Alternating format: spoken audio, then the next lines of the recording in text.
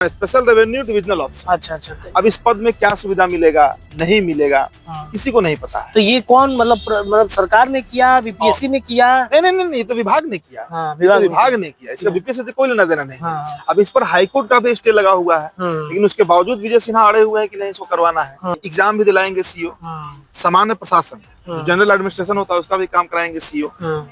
कहीं पर कर्फ्यू लग गया तो वो भी देखेंगे सीओ।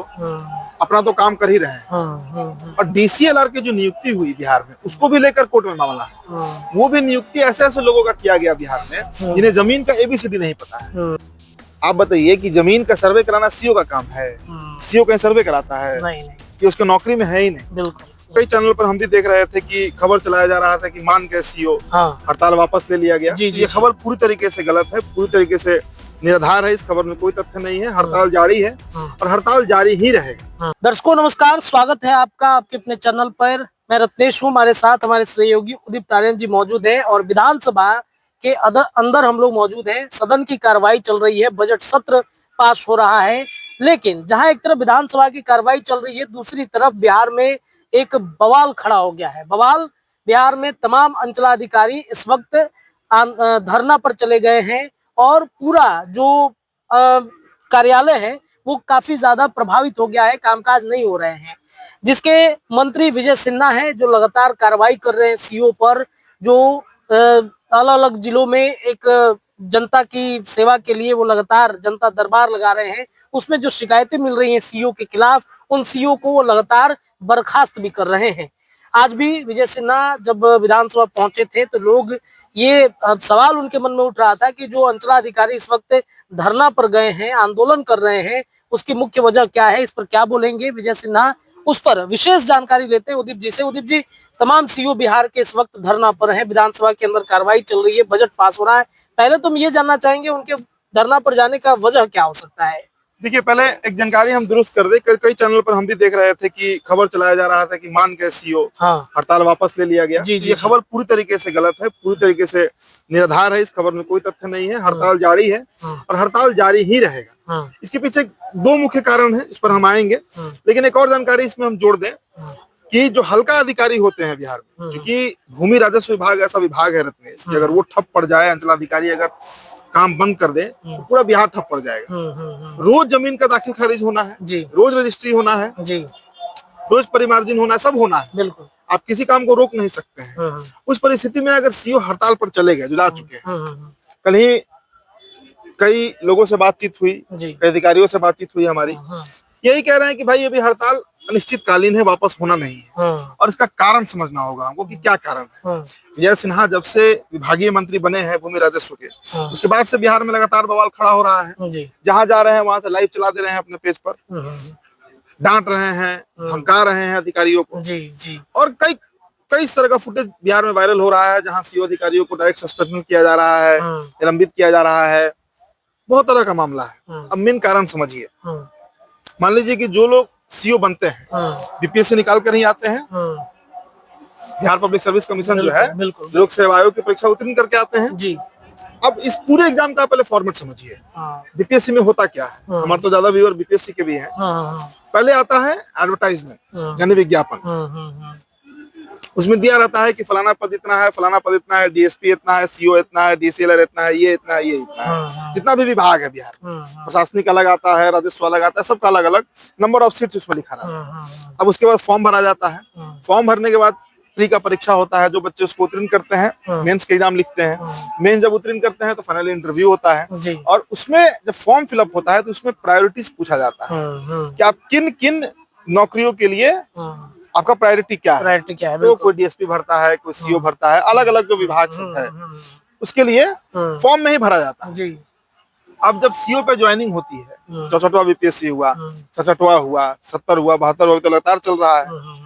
अभी भी कल ही खबर चला था कि शायद जुलाई के महीने में जो है होगा।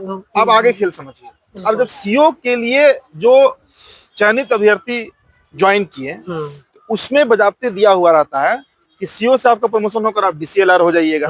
वहां से जब प्रमोशन लीजिएगा तो आप रेवेन्यू एडीएम हो जाइएगा, एडीएम रेवेन्यू हो जाइएगा, कलेक्टर हो जाइएगा, मजिस्ट्रेट हो जाइएगा। इस तरीके से प्रमोशन होता है। या यूं कही कि वो आगे बढ़ते हैं अपने जॉब में, जिस जॉब को वो कर रहे हैं तो सर्विस वो दे रहे हैं। अब विजय सिन्हा इसमें क्या खेल किए, विभाग जो खेल किया तरीके से उसमें ये लोग कर दिया कि अब डीसीएलआर जो है पद है, वो पद अब हो गया किसका, प्रशासन में चला गया।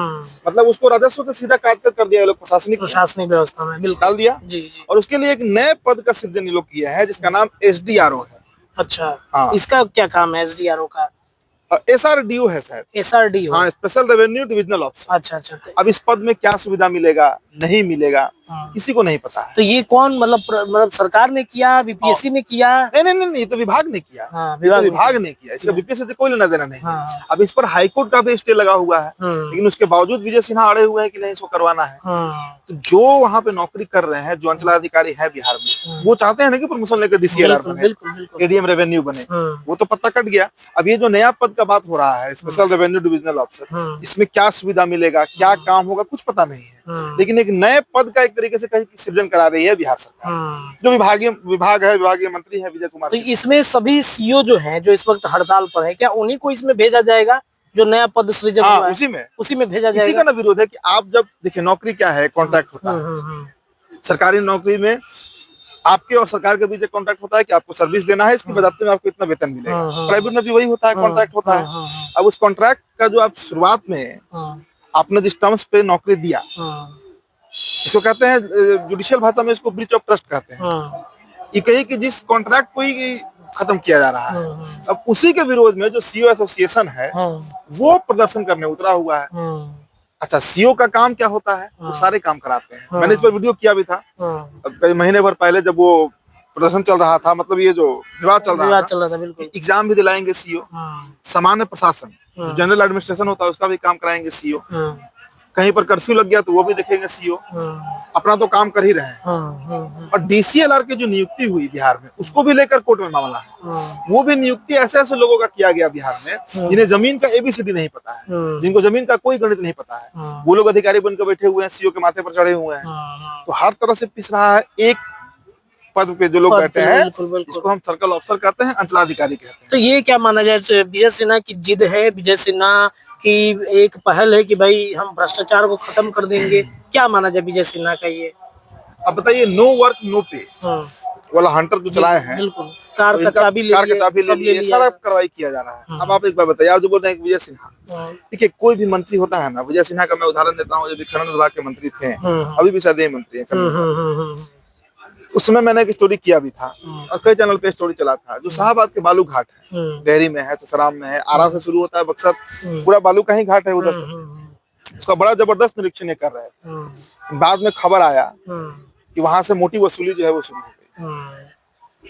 गई। खबर चला था उसका। ये भी यही पैटर्न होगा। क्या मतलब है? क्या मतलब है? आप बताइए कि जमीन का सर्वे कराना सीओ का काम है? सीओ कहीं सर्वे कराता है? नहीं। ये उसके नौकरी में है ही नहीं। बिल्कुल। आप उसे वो काम करा रहे हैं, आप उसे जनरल एडमिनिस्ट्रेशन का काम करा रहे हैं, आप उसे बच्चों को एग्जाम तक दिलवा दे रहे हैं, तो जाएगा कहाँ? उसके खिलाफ पहले विरोध हुआ और अब तो ऐसा चीज किए हैं कि डीसीएलआर का पद ही डाल दिया सीधा कि भाई वो सामान्य प्रशासन में चला गया, मतलब एडमिनिस्ट्रेशन में चला गया, नया विभाग आएगा। हाँ, इसके खिलाफ प्रदर्शन है। ये मामला इतनी आसानी से सुलझने वाला नहीं है। देखिए प्रदर्शन चलते रहेगा। हमारा तो खैर प्रयास भी रहेगा कि हम सत्ता पक्ष के विधायकों से भी बातचीत करें, साक्षात्कार भी हम दिखाएंगे अपने दर्शकों को। लेकिन ये मूल चीज जो आप जान लीजिए, यही बुनियाद में जिसके चलते आज इतना बड़ा विवाद बिहार में खड़ा हो गया है।